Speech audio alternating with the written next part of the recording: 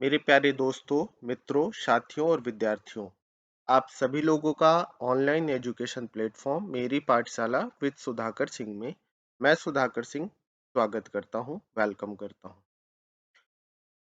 आप सभी लोगों को यह जानकर के खुशी होगी कि सामान्य रूप में मैंने एक 5000 प्रश्नों की श्रृंखला शुरू की है। भूगोल विषय की 5000 प्रश्नों की यह सीरीज है। इसमें खास करके बैक ईयर्स के सारे एग्जाम्स कवर किए गए हैं और अन्य महत्वपूर्ण सभी एग्जाम्स कवर किए गए हैं जो आपके आगामी एग्जाम के लिए सबसे ज्यादा महत्वपूर्ण हो सकते हैं। इसमें पूरी तरीके से अगर बात किया जाए तो ऑब्जेक्टिव एग्जाम्स को ध्यान में रखते हुए यानी प्रीलिम्स को ध्यान में रखते हुए ऑब्जेक्टिव क्वेश्चंस को शामिल किया गया है जो आने वाले यूपीएससी एग्जाम के लिए इम्पोर्टेंट है, आईएएस के लिए, UP PCS, Bihar PCS, Rajasthan PCS, Madhya Pradesh PCS, Uttar Pradesh में आरओ की एग्जाम होने वाले हैं, उत्तराखंड में पीसीएस का नोटिफिकेशन आ चुका है, उसका एग्जाम होने वाला है। वह इसके अलावा अन्य सभी एग्जाम्स के लिए यह सीरीज महत्वपूर्ण है। अगर एक बार अब यह 5000 प्रश्नों की श्रृंखला देख लेते हैं तो निश्चित रूप से आप भूगोल विषय के प्रश्नों को गलत नहीं करेंगे। तो चलिए शुरुआत करते हैं इस भूगोल विषय के 5000 प्रश्नों की श्रृंखला। अगर आप पहली बार इस वीडियो को देख रहे हैं तो पीछे के सारे क्वेश्चंस देख लीजिएगा, पीछे के सारे वीडियोस देख लीजिएगा और आगामी डेली बेसिस पर नाइट में आपको एक वीडियो प्राप्त हो रहा है तो जरूर उसे देखिए। साथ में मेरे साथ जुड़े रहिए और इन प्रश्नों की सीरीज का लाभ उठाते रहिए। तो चलिए शुरुआत करते हैं आज की अगली कड़ी।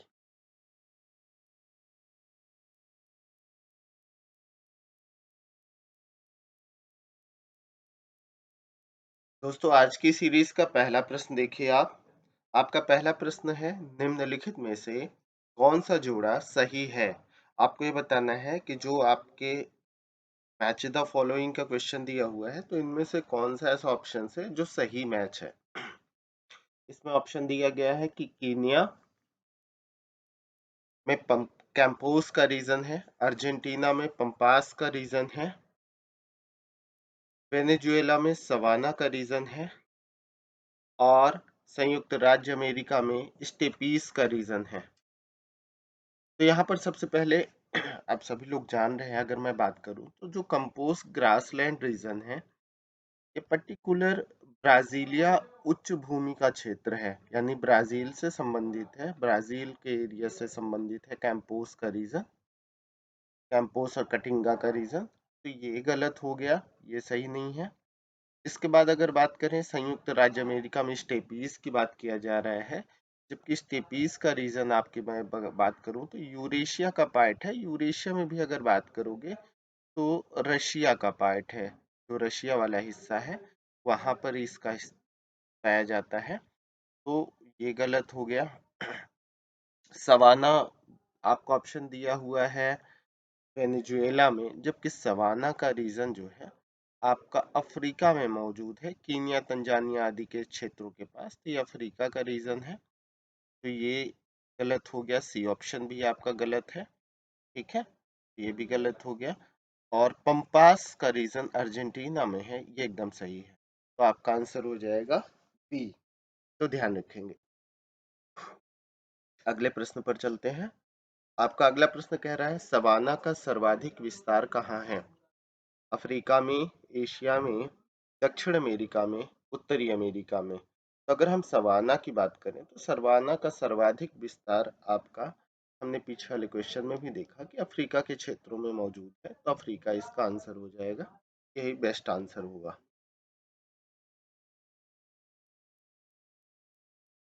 तो यहाँ पर ध्यान रखना है आप सभी को, इसका आंसर क्या हो जाएगा, सवाना का क्षेत्र कहाँ है, आपके अफ्रीका में मौजूद। अगला प्रश्न देखते हैं। अगला प्रश्न कह रहा है दक्षिण अमेरिका में मध्य अक्षांशीय घास के मैदान का क्या नाम है। आपसे यह पूछा जा रहा है कि दक्षिण अमेरिका में यानी साउथ अमेरिका में जो मिड लैटिट्यूडनल ग्रासलैंड रीजन है, मध्य अक्षांशीय प्लेन्स का रीजन है, उसको किस नाम से जाना जाता है। आपका ऑप्शन है प्रेयरी, पंपास, वेल्ड या स्टेपीज।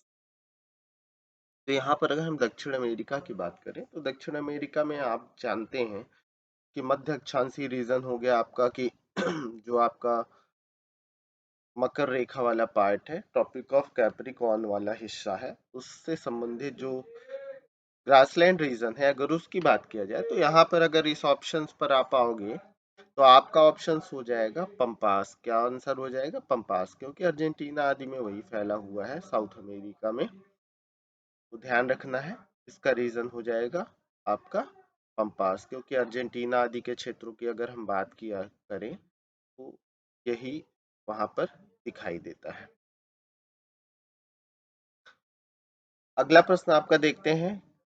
नीचे दो कथन दिए गए हैं, एक कथन ए और दूसरा कारण आर के रूप में विद्यमान है। नीचे दिए गए कोड से सही उत्तर का चयन कीजिए। कथन ये क्या कह रहा है? अर्जेंटीना में खेती के लिए पंपास का मैदान मुख्य क्षेत्र है। कारण आर क्या कहता है? पंपास की उपजाऊ मिट्टी तथा शीतोष्ण जलवायु यानी टेम्परेट क्लाइमेट फसल तथा घास उगाने के लिए उपयोगी है। तो कथन ए और कारण आर दिया गया है, तो यहाँ पर अगर बात करें तो अर्जेंटीना में खेती के लिए पंपास का मैदान मुख्य क्षेत्र है।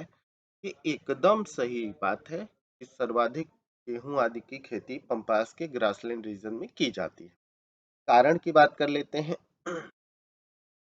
कारण कह रहा है कि पंपास की उपजाऊ मिट्टी तथा टेम्परेट क्लाइमेटिक जो रीजन है वो फसल तथा घास उगाने के लिए बहुत उपयोगी है।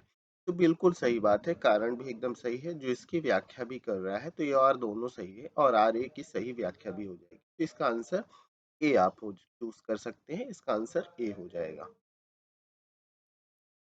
तो ध्यान रखिएगा कि इसमें कथन और कारण दोनों सत्य हैं और एक दूसरे का व्याख्या भी कर रहे हैं, एक्सप्लेनेशन भी इसका सही है। आपका नेक्स्ट क्वेश्चन है, दक्षिण अमेरिका का चौड़ा वृक्ष रहित घास मैदान क्या कहलाता है?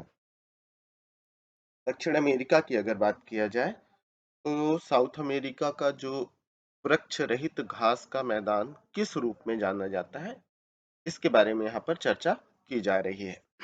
अगर दक्षिण अमेरिका की बात किया जाए और साथ में कह रहा है कि जो चौड़ा वृक्ष रहित, यानी जहां पर चौड़े वृक्ष नहीं मौजूद हैं, यानी वृक्षों की संख्या नहीं है, घास का मैदान है वो, उसे किस नाम से जाना जाता है? तो थोड़ा सा घुमा रखा है, सलवास दिया हुआ है, पंपास है, प्रेरीज है, स्टेपीज है। तो पहले तो ऑप्शंस पर जाओ कि साउथ अमेरिका के बारे में पूछा जा रहा है, जबकि प्रेरीज का संबंध नॉर्थ अमेरिका से है, तो ये क्रॉस हो गया। स्टेपीज का संबंध अगर बात करें तो यूरेशिया के रीजन से है, तो ये रॉन्ग हो गया। सेल्वास की अगर मैं बात करूं तो सेल्वास का रीजन या सेल्वा का जो रीजन है, that's is related to Amazon forest, यानी अमेजन बेसिन क्षेत्र से बिलोंग करता है। आपको मैंने क्लास में भी बताया था ये सारी चीजें। तो अमेजन फॉरेस्ट से बिलोंग करता है और यहाँ पे चौड़े चौड़े वृक्ष पाए जाते हैं। पंपास का जो रीजन है, बी ऑप्शन जो है, ये अर्जेंटीना और दक्षिणी चिली और उरुग्वे के रीजन से बिलोंग करता है, जो घास का मैदानी भाग है अगर मैं बात करूं, और आपके गेहूं आदि के उत्पादन के लिए भी। आंसर बी हो जाएगा। ठीक है, अगला क्वेश्चन देखिए। अगला क्वेश्चन कह रहा है, निम्नांकित में से कौन सही सुमेलित है? कैंपस उत्तरी Brazil, Llanos Venezuela, Pampas Chile, Selvas दक्षिणी ब्राजील। आपसे पूछा जा रहा है कि कौन सा सही सुमेलित है, यानी कौन करेक्ट मैच है, ये आपको बताना है। तो कैंपोस उत्तरी ब्राजील दिया गया है, जबकि पूर्वी ब्राजील का हिस्सा है, ये क्रॉस हो जाएगा। पंपास चिली दिया हुआ है, अर्जेंटीना का हिस्सा है, ये क्रॉस हो जाएगा।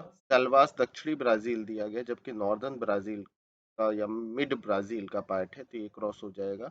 लानोस का रीजन अगर बात करें तो कोलंबिया वेनेजुएला के रीजन से, गुयाना से बिलोंग करता है, ये सही आंसर हो जाएगा। तो इसका आंसर आपका बी हो जाएगा, यानी लानोस का रीजन आपका वेनेजुएला और उस क्षेत्र में फैला हुआ है, ग्रासलैंड रीजन है।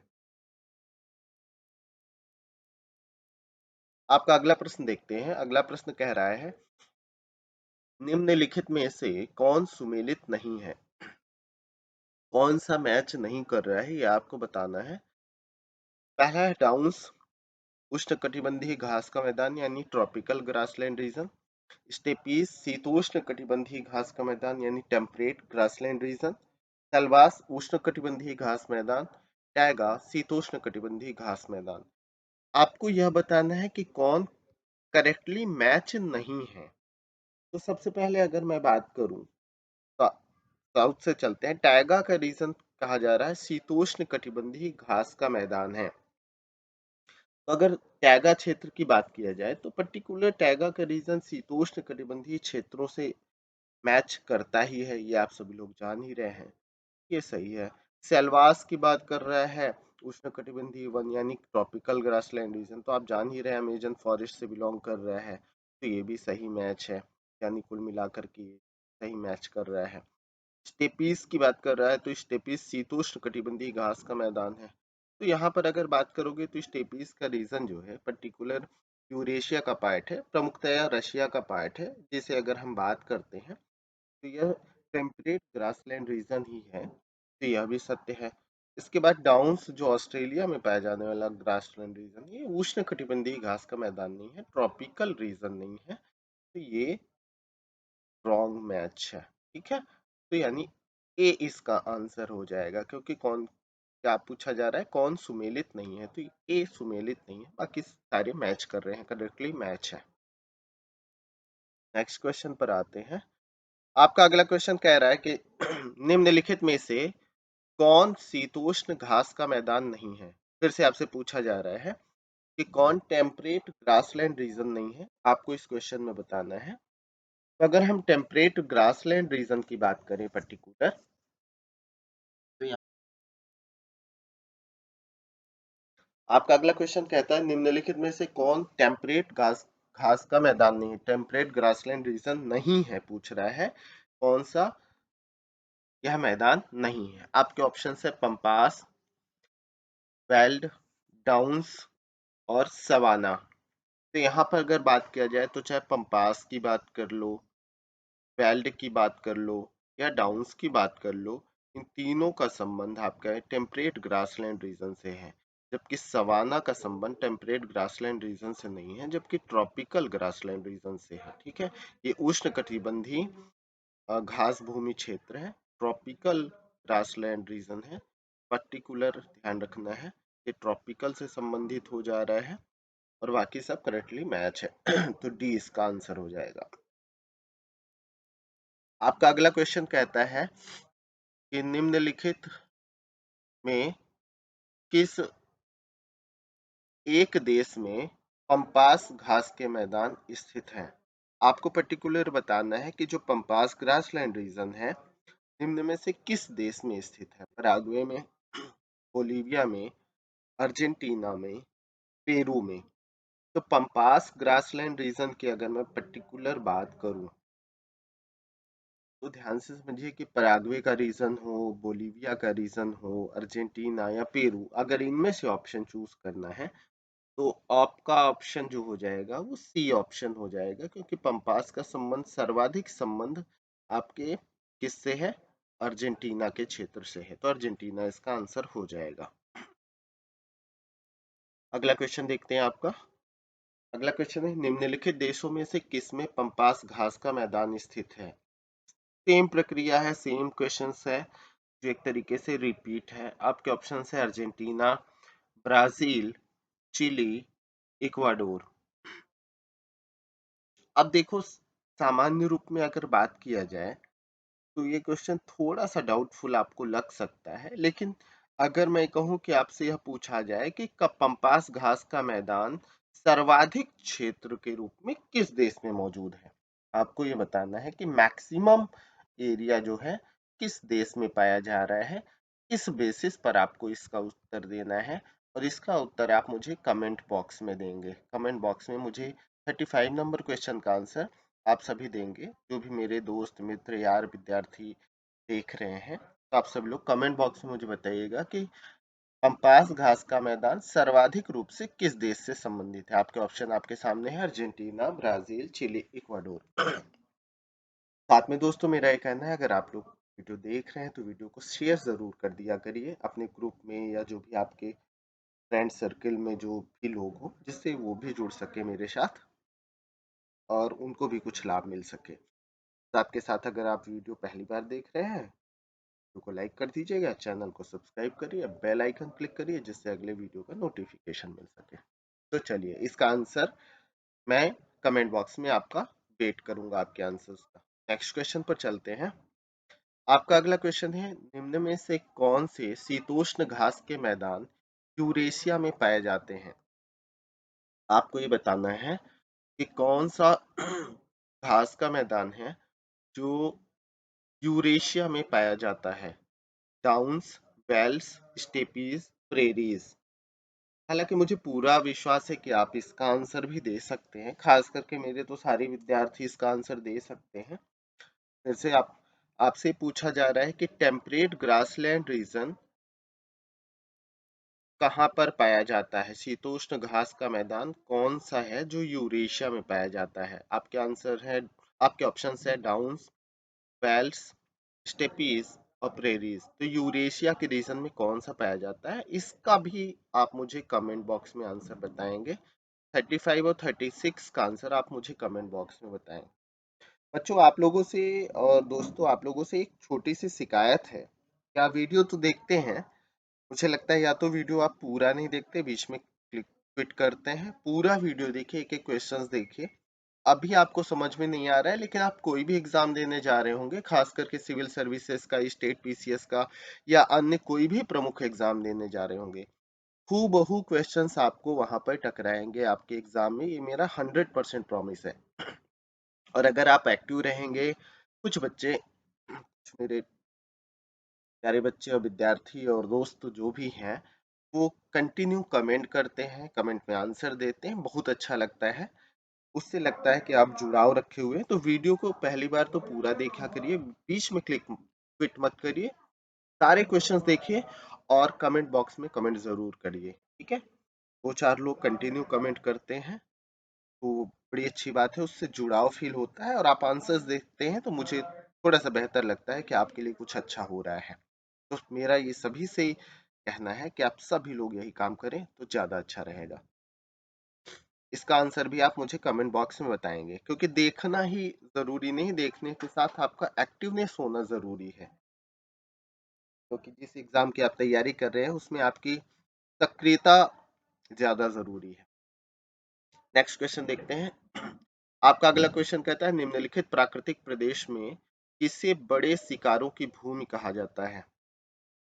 ठीक है? बिग हंटर्स लैंड कहिए, या इसी को अन्य कई नामों से जाना जाता है। तो बड़े शिकारों की भूमि के रूप में किसे जाना जाता है? आपके ऑप्शंस हैं, शीतोष्ण घास का मैदान, उष्णकटिबंधीय घास का मैदान, उष्ण रेगिस्तानी प्रदेश, उष्णकटिबंधीय सवाना प्रदेश। यानी आपका temperate grassland region, tropical monsoon region, tropical desert region और ट्रॉपिकल सवाना रीजन।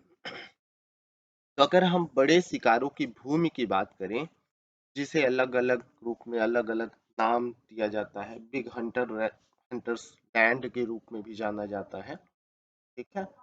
तो इसे हम अफ्रीका के सवाना प्रदेश को इस नाम से जानते हैं। किसे जानते हैं? क्योंकि सर्वाधिक रूप में अगर बात किया जाए तो बड़े बड़े जो जानवर हैं उनका सर्वाधिक शिकार यहीं पर किया जाता है, तस्करी बड़े पैमाने पर सवाना प्रदेश से की जाती है। इसलिए इसे बोलचाल की भाषा में बड़े शिकारों की भूमि के रूप में जाना जाता है।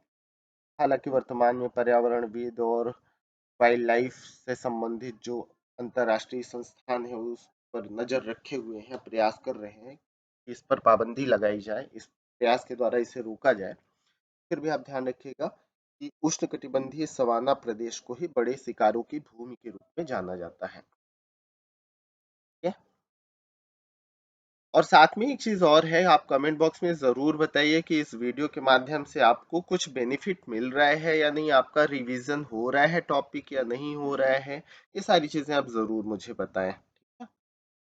बीच में एक दो दिन से वीडियो आपको नहीं मिला ड्यू टू सिकनेस, यानी कुल मिला करके मैं बीमार हो गया था, इस कारण से आपको वीडियो नहीं मिल सका। के लिए मैं क्षमा प्रार्थी हूँ। अब प्रयास रहेगा कि कंटिन्यू आपको वीडियो प्राप्त हो सके। ठीक है, अभी भी आपको आवाज से लग रहा होगा कि मेरी तबीयत ज्यादा बेटर नहीं है, लेकिन आपका नुकसान हो रहा है कंटिन्यू, इसलिए मैं वीडियो बना रहा हूँ। सर्दी जुकाम फीवर काफी हो रखा है मुझे। चलिए ठीक है। अगले क्वेश्चन पर चलते हैं। आपका अगला क्वेश्चन कहता है, सवाना की वनस्पति में बिखरे हुए छोटे वृक्षों के साथ घास के मैदान होते हैं, किंतु बड़े क्षेत्र में, विस्तृत क्षेत्र में कोई वृक्ष नहीं होते। ऐसे क्षेत्रों में वन विकास सामान्यतः एक या एकाधिक कुछ परिस्थितियों के संयोजन के द्वारा नियंत्रित होता है, यानी एक पैटर्न क्रिएट होता है जहां पर बिखरे हुए छोटे छोटे वृक्ष हैं, घास के मैदान हैं, बड़े वृक्ष नहीं पाए जा रहे हैं, घनाकार वन क्षेत्र नहीं पाया जा रहा है, तो एक पैटर्न डेवलप हो जा रहा है। इस पैटर्न को डेवलप करने में कौन कौन से रीजंस हैं, कौन कौन सी परिस्थितियां हैं जिसके कारण ये पैटर्न हो रहा है। पहला ऑप्शन कह रहा है कि बिलकारी प्राणी और दीमक, यानी दीमक वगैरह है, और जो जमीन में गड्ढा खोद करके वृक्षों को और चीजों को नष्ट करते हैं, ऐसे जीव पाए जा रहे हैं।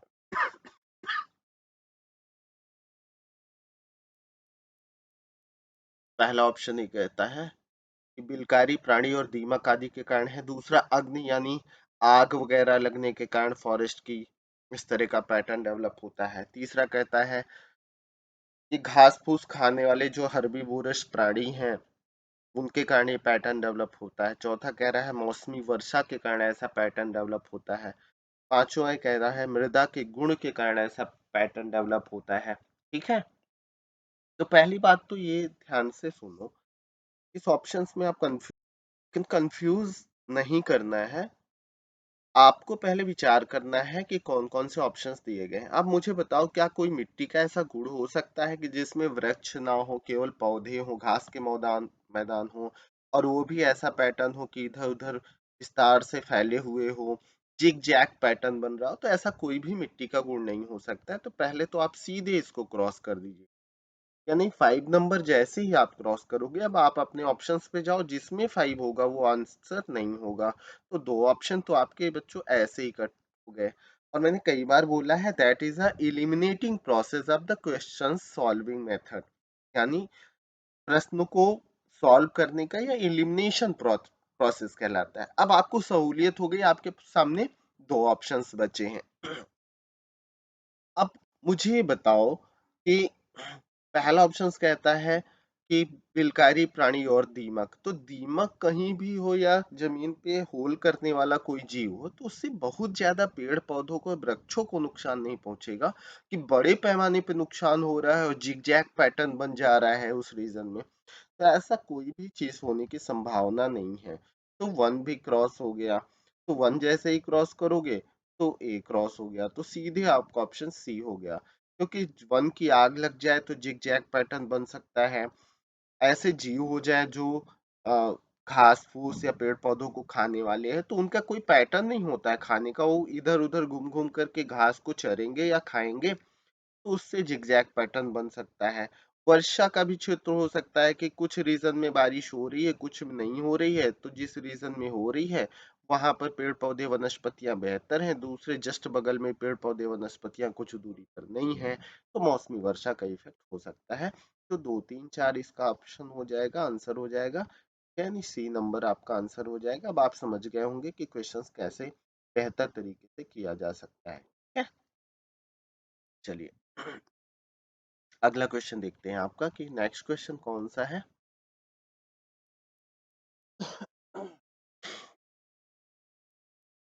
अगला क्वेश्चन कह रहा है, संसार का सबसे बड़ा देश कौन सा है?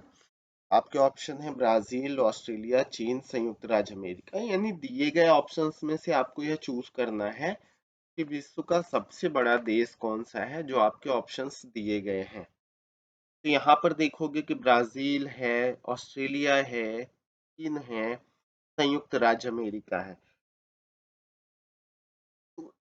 बड़ा देश होने का सीधा सा तात्पर्य, कई लोग ये कहते हैं कि पॉपुलेशन के बेस पे माने, कि एरिया क्षेत्रफल के आधार पे माने, तो ज्यादातर मेरा मानना है कि आपको एरिया वाइज बात करनी है, क्योंकि अगर पॉपुलेशन वाइज कुछ पूछा जा रहा होगा तो उस पर आपको आंसर, सॉरी, आपके क्वेश्चंस में इंडिकेट करेगा। तो एरिया वाइज अगर हम बात करेंगे तो आपको पता है कि विश्व के बड़े देशों में सबसे बड़ा देश आपका रशिया है। रशिया के बाद अगर मैं बात करूं तो कनाडा है। कनाडा के बाद यूएसए का रीजन आता है, जो क्षेत्रफल के आधार पर सबसे बड़ा माना जाता है। तो इसमें आपका आंसर यूएसए हो जाएगा। यूएसए के बाद अगर मैं बात करूं तो फिर चाइना आदि का रीजन आ जाता है। ठीक है, ये क्रमिक श्रृंखला है इनकी क्षेत्रफल के आधार पर, तो इसमें आंसर यूएसए हो जाएगा, ध्यान रखेंगे। पॉपुलेशन की बात करेंगे तो इनमें सर्वाधिक पॉपुलेशन चीन की है, लेकिन यह है कि फर्स्ट नंबर पर विश्व में पॉपुलेशन में कौन है, आप मुझे कमेंट बॉक्स में बताइए कि वर्तमान में विश्व का सर्वाधिक आबादी वाला देश कौन है। Biggest population of the world related to which country, आपको मुझे कमेंट बॉक्स में बताना है। आपका अगला क्वेश्चन कहता है निम्नलिखित देशों को उनके क्षेत्रफल के आधार पर डिक्रीजिंग ऑर्डर में यानी अवरोही क्रम में रखिए तथा नीचे दिए गए कूट की सहायता से सही उत्तर का चुनाव करें।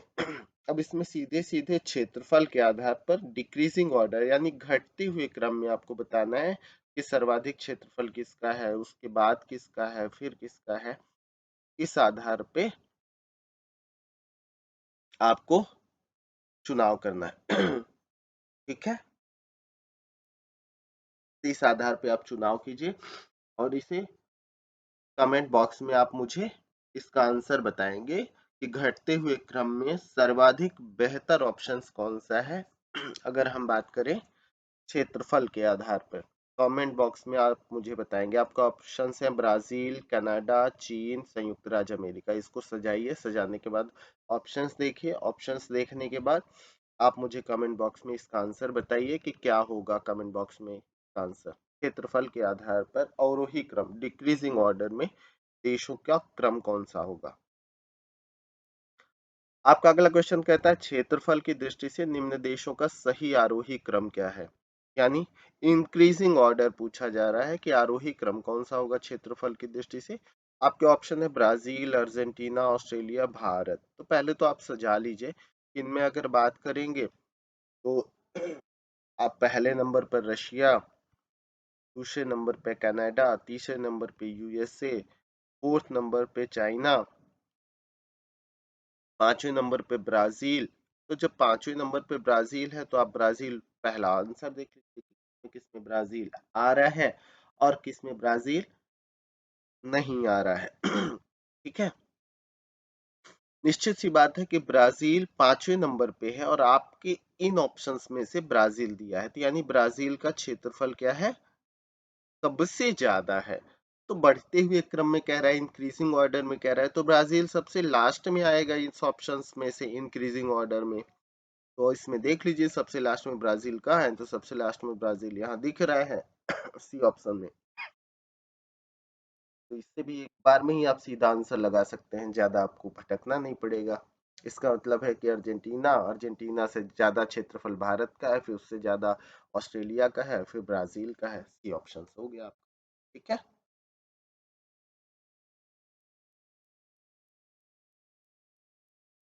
आपका अगला क्वेश्चन देखते हैं। अगला क्वेश्चन कह रहा है निम्न में से कौन सा देश क्षेत्रफल में भारत से बड़ा नहीं है। जो हो सकता है मेरी वॉइस थोड़ा सा भारी लग रही होगी, मैंने बताया सर्दी जुकाम से पीड़ित चल रहा हूँ, फीवर से। परेशान नहीं हो ना, थोड़ा सा मैनेज कर लीजिएगा। वॉइस भारी सी लग रही होगी, बट कोई नहीं, क्वेश्चंस पर ध्यान देना है, उस पर ध्यान देते हुए सॉल्व करना है।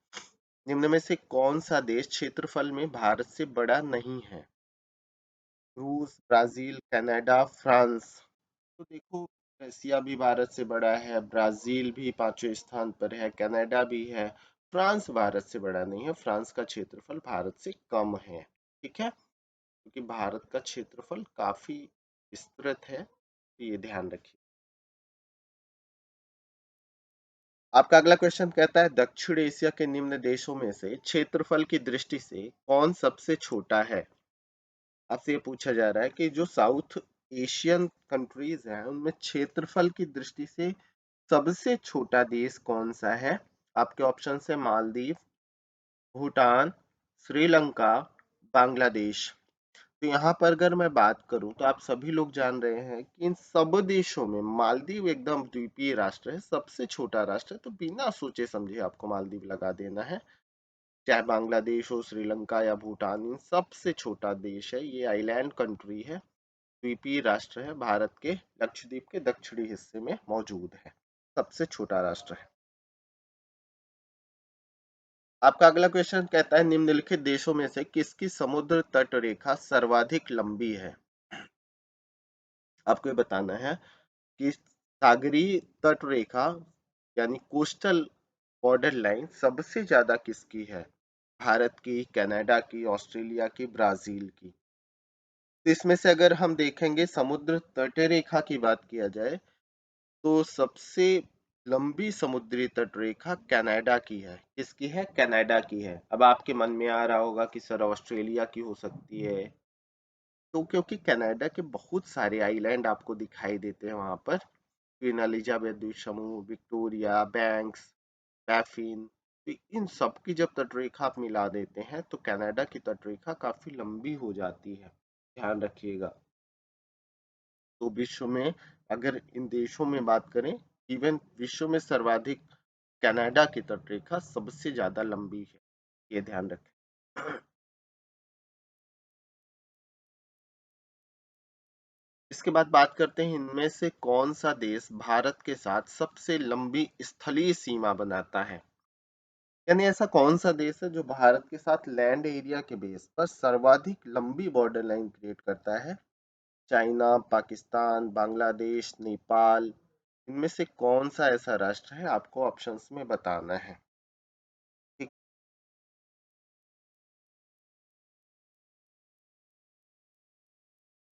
तो आपको ये बताना है कि भारत के साथ सबसे लंबी स्थलीय सीमा कौन सा देश बनाता है। चीन, पाकिस्तान, बांग्लादेश, नेपाल। भारत का भूगोल पढ़ाते समय मैंने इस चीज को जिक्र किया था, फैक्चुअल इंफॉर्मेशन है और उम्मीद करता हूँ आप इसका आंसर दे पाएंगे। तो कमेंट बॉक्स में आप मुझे बताइएगा कि भारत के साथ सबसे लंबी स्थलीय सीमा कौन सा देश बनाता है। चीन है, पाकिस्तान है, बांग्लादेश है या नेपाल है। आप मुझे कमेंट बॉक्स में 45 नंबर क्वेश्चंस का आंसर बताएंगे अगर वीडियो देख रहे हैं तो, और 45 नंबर क्वेश्चंस तक पहुंच पा रहे हैं तब। अदरवाइज आप पीछे ही आपकी हिम्मत टूट जा रही है। तो ऐसे लोगों के लिए नहीं जो यहाँ तक कंटिन्यू वीडियो देख रहे हैं, वो बच्चे सारे आंसर देंगे। ठीक है, तो प्यारे मित्रों, आप सभी लोगों को इसका आंसर कमेंट बॉक्स में बताना है। अगला क्वेश्चन है नीचे दिए गए मानचित्र में कुछ देश दिखाए गए हैं जो पूर्ववर्ती सोवियत संघ के भाग थे, उनके साथ जलपिंड रेखांकित करके दिखाए गए हैं। तो आपको ये ध्यान से देखो, जो ब्लैक ब्लैक स्पॉट्स दिख रहा है ये तो वाटर बॉडी रीजन है, जलीय क्षेत्र है। और आपको इसके अलावा बताना है कि जो 1 2 3 4 5 इंडिकेट है ये कौन कौन से देश हैं। ठीक है, 1 2 3 4 5 की अगर मैं बात करूं तो इन देशों की बात किया जा रहा है कि कौन से देश हैं, आपको बताना है। काफी अच्छा क्वेश्चन है। तो सबसे पहले देखो, तो ब्लैक कलर का जो मैं हिंट दे रहा हूँ आपको, स्पॉट्स है ये वाला, तो ये आपका कैस्पियन सागर का रीजन है। कौन सा रीजन है? कैस्पियन सागर का रीजन है। तब आप अनुमान लगा सकते हैं कि कैस्पियन सागर से सटा हुआ इस तरफ यानी पूर्वी हिस्से में यह देश कौन सा है जो एक नंबर पे है, ये आपको बताना है। तो इस रीजन के पास आओगे और साथ में ये जो छोटा सा ब्लैक स्पॉट दिख रहा है ये वाला, ये है अरल सी। कौन सा रीजन है? अरल सागर का रीजन है। ठीक है, तो यहीं से आप अनुमान लगा सकते हैं कि जब ये अरल सागर का रीजन है तो एक नंबर का जो रीजन हो जाएगा वो हो जाएगा कजाकिस्तान। याद आया? कौन सा रीजन हो जाएगा? कजाकिस्तान। तो पहले नंबर पे, एक नंबर पे कजाकिस्तान ये दिया हुआ है, इस पे दिया हुआ है कजाकिस्तान। तो चलिए दो ऑप्शन हुए, दो ऑप्शन तो आपके ऐसे ही क्रॉस हो गए। इसके बाद बात करते हैं दो नंबर की। तो दो नंबर पे दूसरा कैस्पियन सागर से सटा हुआ देश कौन सा है? तो आप सभी लोग जान रहे हैं कि तुर्कमेनिस्तान सटा हुआ है। कौन सा? तुर्कमेनिस्तान। तुर्कमेनिस्तान या तुर्कमेनिया का रीजन हो गया। तीसरे नंबर पे अरल सागर, दो देशों में जान ही रहे, कजाकिस्तान उज्बेकिस्तान में है तो उज्बेकिस्तान हो गया। फिर 4 नंबर पे इधर आओगे तो किर्गिस्तान का रीजन हो गया, किर्गिजिया का रीजन हो गया। 5 नंबर पे ताजिकिस्तान का रीजन हो गया। तो यहाँ पर ये आंसर हो जाएगा, यानी डी ऑप्शन आपका सही हो जाएगा। ध्यान से देख लीजिएगा इस क्वेश्चन को, बहुत ही महत्वपूर्ण क्वेश्चन है, मानचित्र पर आधारित क्वेश्चन है। मैपिंग मैंने बेहतर तरीके से क्लास में कराई है बच्चों। अगर आपने मुझसे पढ़े रखा है तो निश्चित रूप से मैं उम्मीद करता हूँ कि आप इसे बेहतर कर ले जाएंगे, और आपको आइडिया भी लग रहा होगा कि मैपिंग पर किस तरीके से प्रश्न पूछे जाते हैं। क्लास में मेरे कई बच्चे कहते हैं कि सर इतना डीप मैपिंग आप कराते हैं कि कुछ छोड़ते ही नहीं है। तो कुछ ना छोड़ने के पीछे अब कारण आपको समझ में आ रहा होगा कि ऐसे क्वेश्चंस करने वाले बच्चों की संख्या बहुत कम होती है। और अगर आप एक बेस्ट कंपटीटर हैं, एक अच्छे कंपटीटर हैं, तो निश्चित रूप से आप इन क्वेश्चंस को आपको सॉल्व करना चाहिए, और ये आपको लीड देते हैं, काफी बड़ी संख्या में आगे ले जाते हैं। तो ध्यान रखा, आपकी मेरिट जो है बेहतर बनाते हैं क्वेश्चंस। उम्मीद करता हूँ आपको समझ में आ गया होगा, आपने आंसर भी इसका कर लिया होगा। नेक्स्ट क्वेश्चन देखते हैं। आपका अगला क्वेश्चन, निम्नलिखित में से कौन सा देश कैस्पियन सागर से सीमा नहीं बनाता है? बहुत ही अच्छा क्वेश्चन है कि कैस्पियन सागर से सीमा बनाने वाले देशों में कौन सा देश नहीं है? Azerbaijan, Iran, Iraq, Kazakhstan.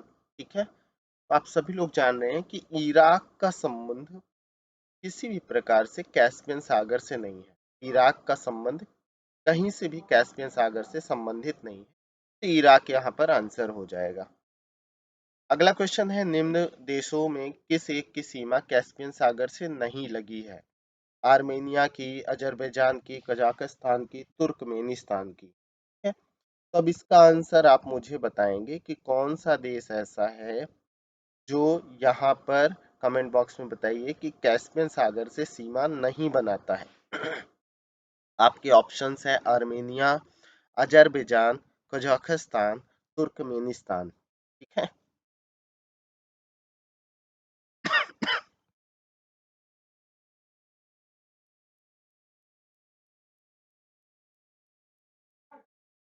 आपको ये बताना है कि निम्न देशों में से किस एक की सीमा कैस्पियन सागर से नहीं लगी है। ठीक है, ये ध्यान रखना है सामान्य रूप में। आपके ऑप्शन है आर्मेनिया, अजरबैजान, कजाकिस्तान, तुर्कमेनिस्तान। तो आप कमेंट बॉक्स में इसका उत्तर दीजिएगा मुझे। आपका अगला क्वेश्चन देखते हैं कि नीचे एक मानचित्र दिया गया है जो मिडिल ईस्ट से बिलोंग करता है, मध्य पूर्व के एक भाग को प्रदर्शित करता है। ए बी सी डी से अंकित देश क्रमशः कौन कौन से हैं? आपको ये बताना है कि ए बी सी डी से अंकित देश कौन कौन से हैं। बहुत ही अच्छा क्वेश्चन है, यूपीएससी में, आईएएस में आया हुआ क्वेश्चन है एक बार।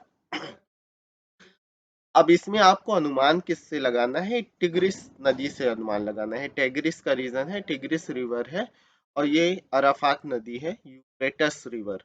तो अराफात और टिग्रिस नदी से आपको अनुमान लगाना है कि बीडीएसी से संबंधित कौन सा है। तो यहाँ पर अगर हम बात करेंगे तो ध्यान से देखो कि अराफात यूफ्रेटस रिवर की बात करें तो ए रीजन की अगर हम बात करें तो यहाँ पे यूफ्रेटस रिवर का संबंध इराक के रीजन से है। किससे है? इराक के रीजन से है। तो ए तो हो जाएगा इराक, और जब ए इराक पे जाएंगे तो दो आंसर अपने आप क्रॉस हो गए, ऑप्शन सी और डी बचा। बी की अगर बात करें तो इस इराक से इधर के रीजन पे आओगे तो यहाँ पर जब आएंगे तो सीरिया का रीजन है। बी नंबर पे अगर मैं बात करूं तो सीरिया का रीजन है। इसके बाद सी नंबर पे यहाँ पे साउथ की तरफ जाओगे तो सऊदी अरेबिया का रीजन है, और डी नंबर पे यहाँ पे जुड़ा हुआ जॉर्डन का रीजन है। तो खास करके ये बॉर्डर लाइन आपको एकदम अगर क्लियर है मैपिंग में, तब आप ही कर ले जाएंगे। थोड़ा सा डिफिकल्ट क्वेश्चन है, लेकिन अगर आपने मानचित्र को ध्यान से देखा हुआ है तो निश्चित रूप से आप इस क्वेश्चन को कर ले जाएंगे।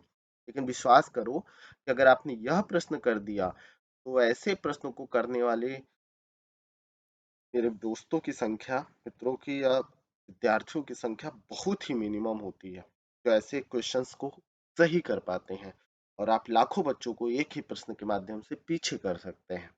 क्या उम्मीद करता हूँ मेरे सभी विद्यार्थियों ने इस पर विचार किया होगा और सही भी किया होगा, ये भी मैं उम्मीद रखता हूँ। अगले क्वेश्चन पर आते हैं। आज की सीरीज का लास्ट क्वेश्चन देखते हैं। निम्न में से किन के साथ इजराइल की साझी सीमाएं हैं? यानी आपसे अगर पूछा जा रहा है कि इजराइल के साथ सीमा बनाने वाले राष्ट्रों की बात किया जाए, कौन से राष्ट्र हैं जो इजराइल के साथ सीमा का निर्धारण करते हैं? लेबनान, सीरिया, जॉर्डन और मिस्र पहला ऑप्शन है। लेबनान, सीरिया, तुर्की और जॉर्डन। अगला है साइप्रस, तुर्की, जॉर्डन व मिस्र। फिर है तुर्की, सीरिया, इराक व यमन। तो एक ही झटके में अगर आप चाहें तो इसका आंसर दे सकते हैं। केवल आपको अगर यह पता हो कि तुर्की का रीजन इजराइल से जुड़ा हुआ नहीं है, तुर्की का संबंध इजराइल से नहीं है, अगर यह आप जान रहे हैं तो जहां जहां तुर्की दिया है इसका मतलब वो रॉन्ग आंसर है और तीनों ऑप्शंस में तुर्की दिया हुआ है। ठीक है, ये लगातार 4-5 बार पीसीएस में रिपीट किया हुआ है क्वेश्चन, एक बार आईएएस में आया हुआ है, तो काफी इंपॉर्टेंट क्वेश्चन है। यानी कुल मिलाकर के इससे ये सीखना है कि इजराइल के आसपास का जो मिडिल ईस्ट का रीजन है उसके बॉर्डर लाइंस आपको बेहतर तरीके से क्लियर होने चाहिए। तो सीधे आंसर पर चले जाना है, ये ऑप्शन आपका आंसर हो जाएगा और इस प्रकार से ये क्वेश्चन सॉल्व हो जाएगा।